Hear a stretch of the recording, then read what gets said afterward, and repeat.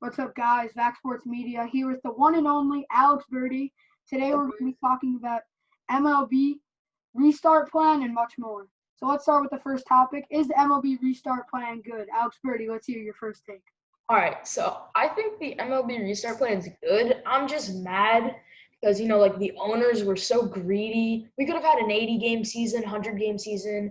The owners, I feel like they were just in it for the money, and I think it's not going to be that good in a couple of years. Like the MLB is not going to be as good as it used to be.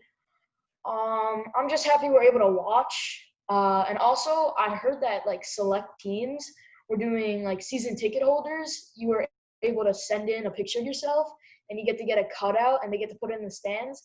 And I was laughing. I would think if someone did it for the Astros and they did like a garbage can, or like Howie Kendrick because he hit so many homers off them, I think that would be pretty funny. What about you?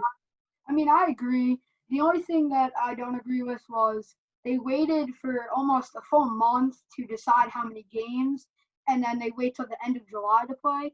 Baseball's not really a contact sport, so we could have started end of June, but they waited too long. Yeah. On to the next topic. Who do you think will win the World Series this year?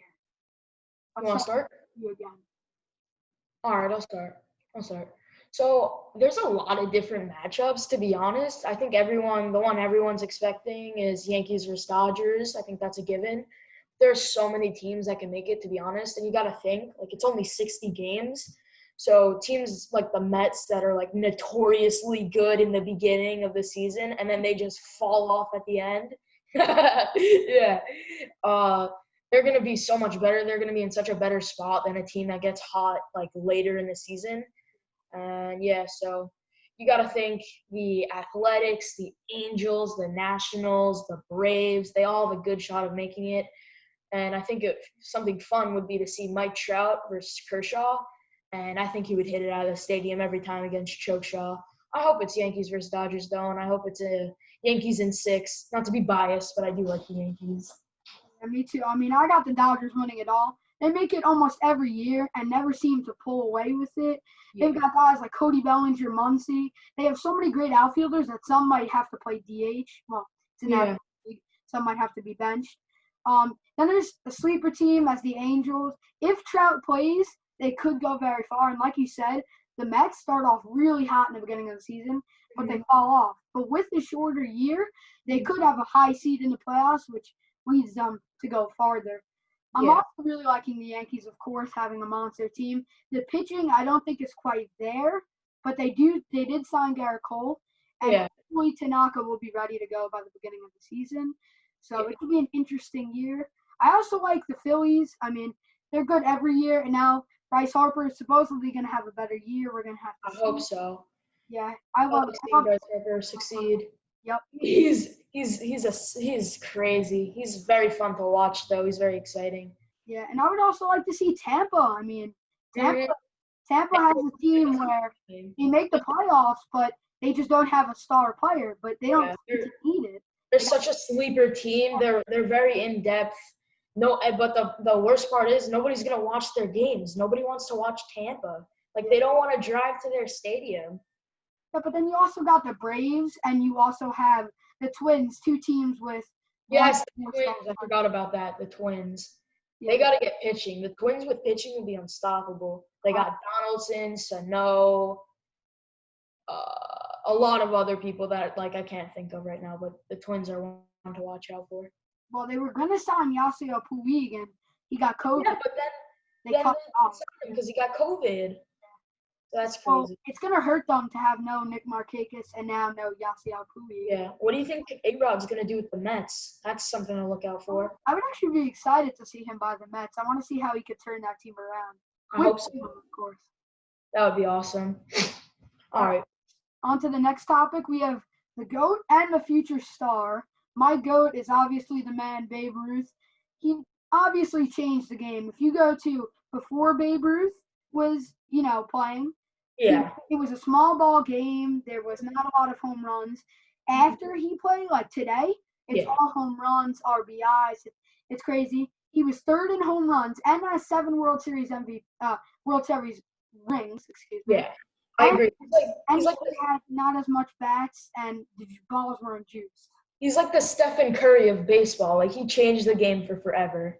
Yeah, You good? Are you gonna finish? no, you can go. Okay. My goats are honestly, I think for the future, Mike Trout. I think everyone in sports can agree he's gonna be the goat. Close seconds would be Ted Williams, Willie Mays, Hank Aaron, Lou Gehrig, Nolan Ryan for a pitcher, and of course Ruth. They have very good careers, and they're all very amazing baseball players. So there's a couple ones. Yeah, now we could see somebody that's not too popular now, or is popular but hasn't proven themselves. Future stars. Who is your future star for today? So I'm really excited to see how Gleyber Torres develops. He's insane. Everything about him, I love him. He's going to be very up and coming. You can also say Walker Buehler, Acuna, but he's like mainstream. Say Guerrero of the Blue Jays, Tatis Jr., Mike Soroka of the Braves. He's a good pitcher to watch out for. See Bellinger, but he's like mainstream. See Juan Soto, and I think Austin Meadows. Yeah, I like those guys too. I have two big guys in sleeper future stars, and obviously, you said one that not a lot of people are talking about right now. Alex Verdugo got traded from Mookie Betts. Mm-hmm. He seems to be a stud. We're gonna have to see how he plays in the major leagues. And another guy a lot of people don't talk about is Kyle Tucker. Tucker in AAA last year, 34 home runs, 30 stolen bases. Yeah. And he's only 22, and he played 22 games last year with the Astros, had 4 home runs and 5 steals in his first ever year. He seems like a stud. And then you got the other guys like Bo Bichette, Evan Biggio, Lourdes Gurriel Jr. And another one for the Astros is Yordan Alvarez. I love Yordan. He had like 40 home runs in like 70 games. Insane. Yeah, and the Blue Jays, if they can develop all 4 of the guys I just said. Who's the guy that they drafted? They drafted someone. They got Evan Biggio, Gurriel Jr., Vladdy, and Bo Bichette. Yeah. They're going to be crazy once they can develop that. They drafted Austin Martin. Yeah. Yeah, he's very good.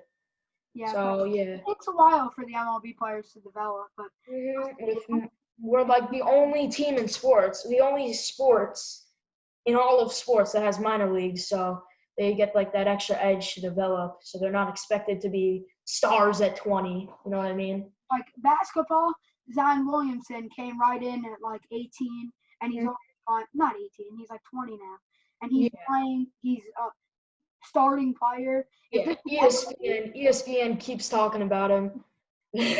It's like you're 23 and you're not even in the majors yet. It takes exactly. And when you're like 24, you're not expected to be great. When you're 24 in the NBA, you're expected to be like top of the league. Yeah, like you're already like an all-star MVP. Yeah, it's great. Yeah. Now on to the hot topic, I would say, of the day, is should players that use steroids like Barry Bonds and gambling junkies such as Pete Rose be allowed in the MLB and Hall of Fame? What do you think about that? So for Barry Bonds, it's a rough topic, but I do think he should be allowed because everyone in his playing time used steroids. Like, he was in the steroids era of playing time, but no one came close to the level of playing he did. Like, you can't have his swing. Like, you can't have his OBS. And even when he was on the Pirates, when he wasn't using steroids, he was still very good. But the steroids definitely helped him out a lot, but I do think he should be allowed in the Hall of Fame just because he was just a really good player even before steroids. Yeah, and with the steroids, guys like A-Rod who are borderline Hall of Famers with steroids, that's a different case. Then I would say no.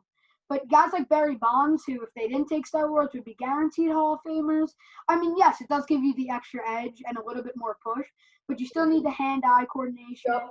You still need to hit it on the barrel right on the time. It just gave him that little extra oomph to hit it. That little extra pop time, the little extra pop he had.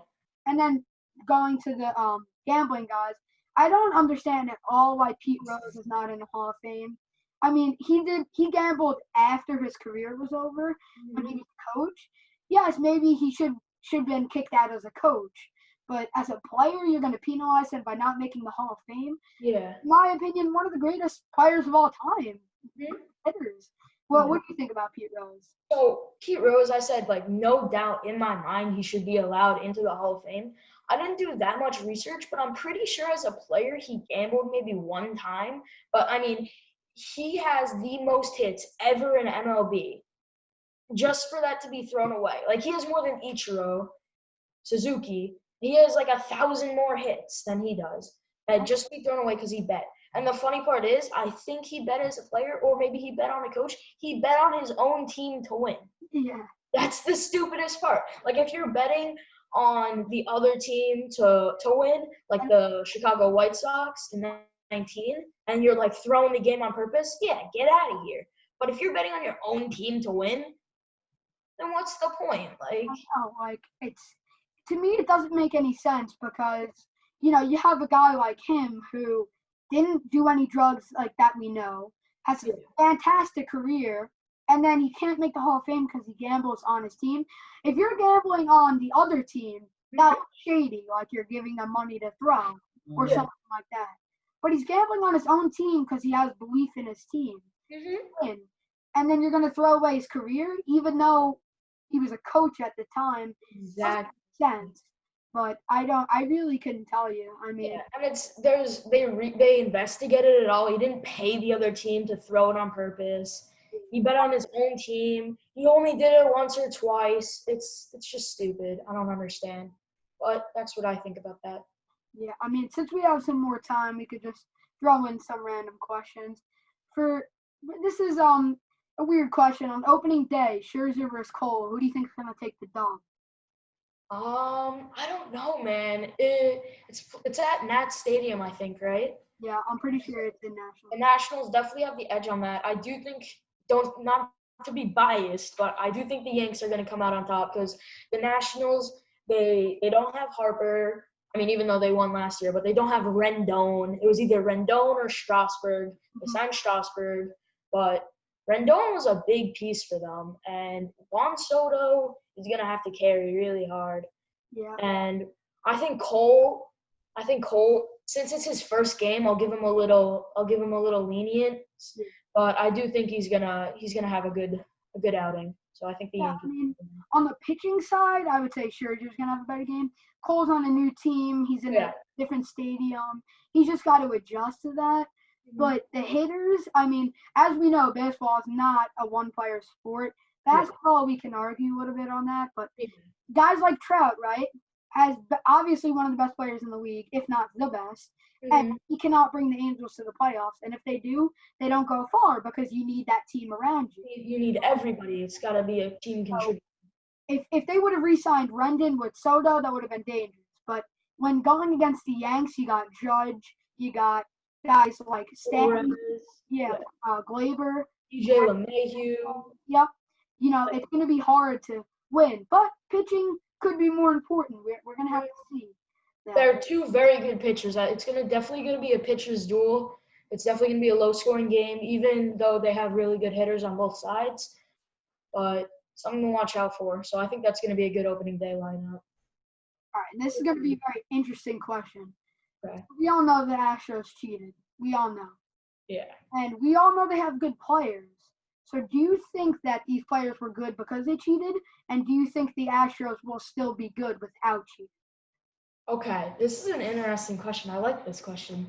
So, obviously the pitchers didn't cheat. So, Verlander, Lance McCullers Jr., like they're good. Like Marcell Ozuna, no, not Marcell, something Ozuna. Yeah.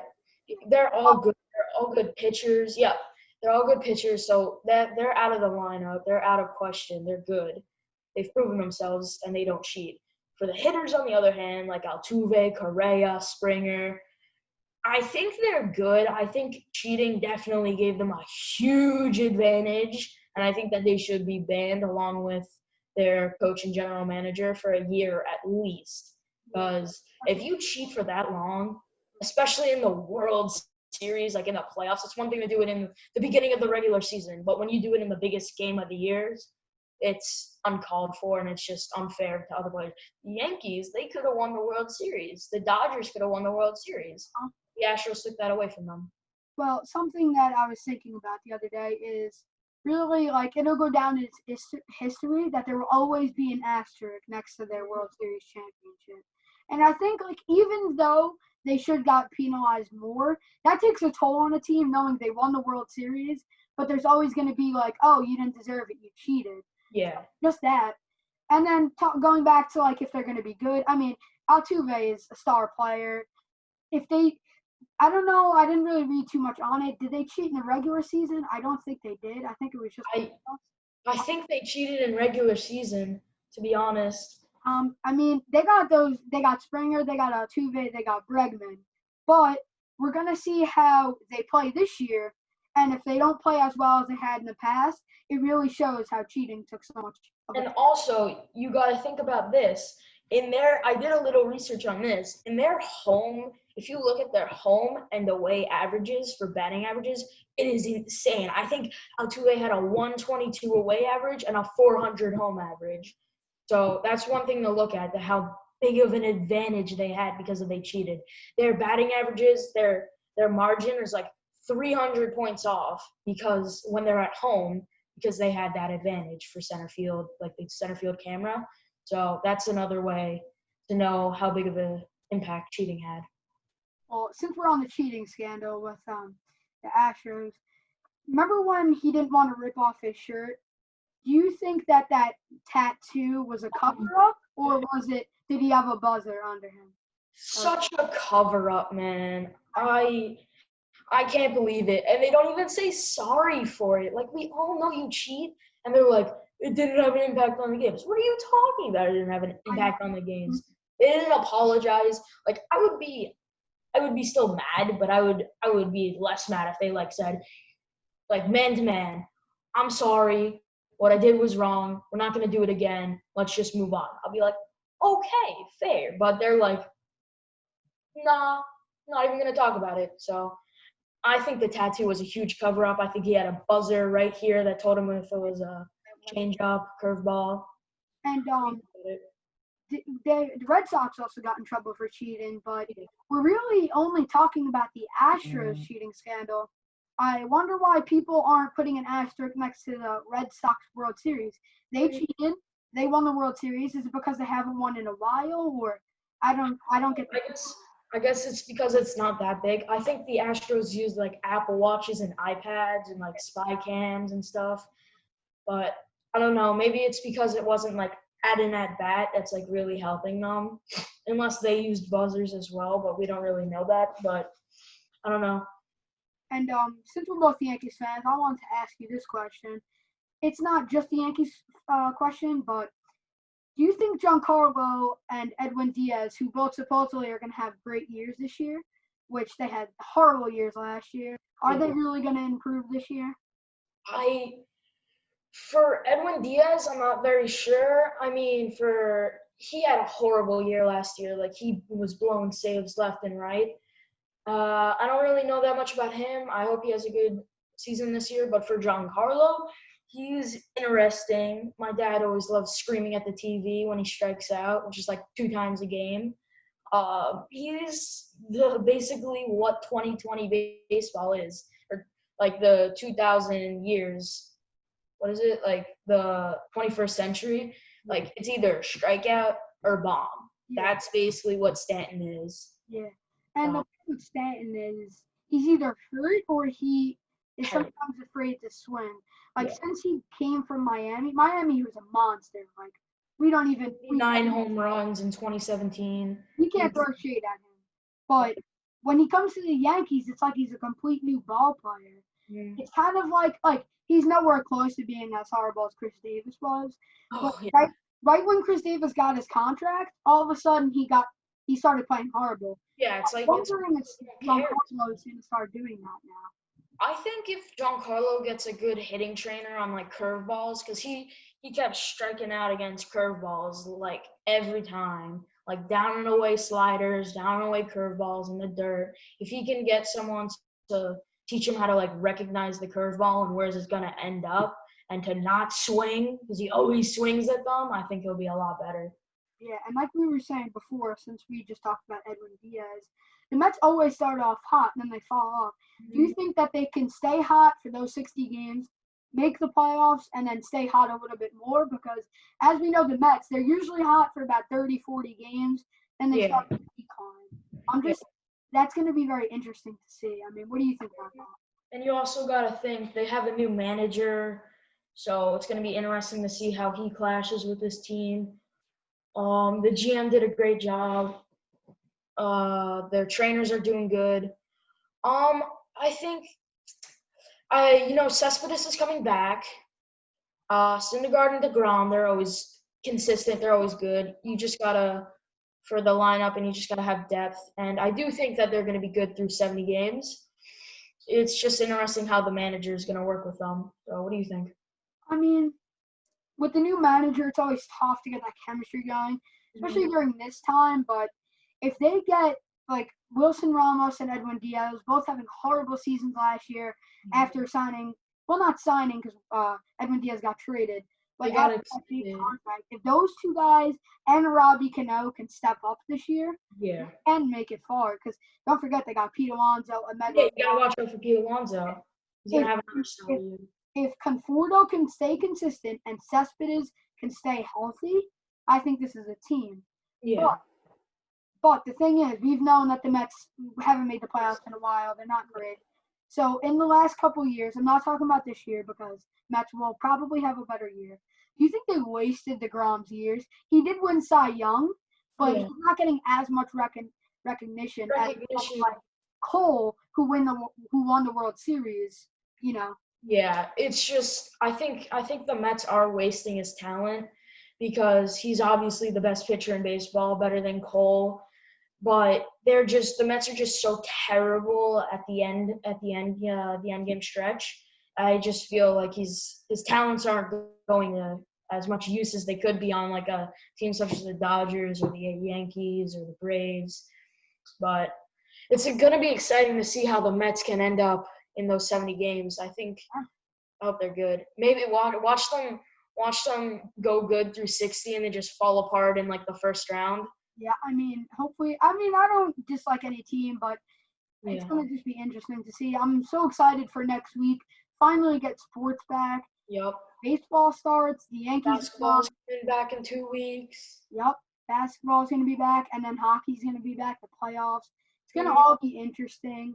Yeah. I'm super excited, and I just want to thank you guys for tuning in to Vac Sports Media here with Alex Birdie. We'll see you next time. Hey, guys.